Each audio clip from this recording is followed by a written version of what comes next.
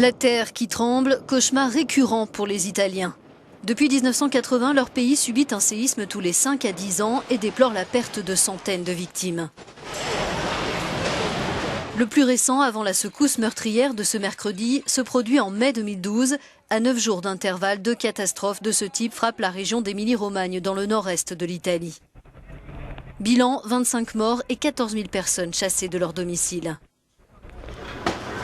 3 ans plus tôt, le 6 avril 2009, l'Italie est traumatisée par un violent tremblement de terre dans la région centrale des Abruzzes et en particulier à L'Aquila, ville la plus touchée.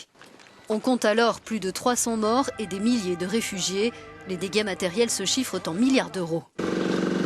Le 31 octobre 2002, la région du Molise dans le centre-est est en deuil. À San Giuliano di Puglia, un séisme fait 30 victimes, dont 27 enfants et leur institutrice, tués dans l'effondrement de leur école. 5 ans plus tôt, la basilique de Saint-François d'Assise est en partie détruite par l'une des 2 secousses qui surviennent à une semaine d'intervalle dans le centre et le centre-est du pays.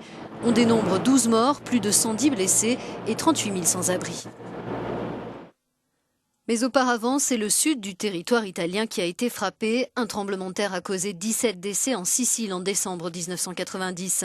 Un autre est survenu quelques mois plus tôt près de Potenza, faisant 4 morts. Mais le séisme le plus meurtrier de ces 4 dernières décennies, c'est celui qui a touché le 23 novembre 1980 le centre et l'est du pays. Il a atteint une magnitude de 6,9, bilan très lourd, plus de 3 000 morts et 20 000 blessés. Bien avant cela, au début du siècle dernier, 2 tremblements de terre avaient fait encore plus de victimes. Environ 95 000 personnes ont perdu la vie en décembre 1908 dans la région de Messine et 30 000 en janvier 1915 à Avezzano dans les Abruzzes.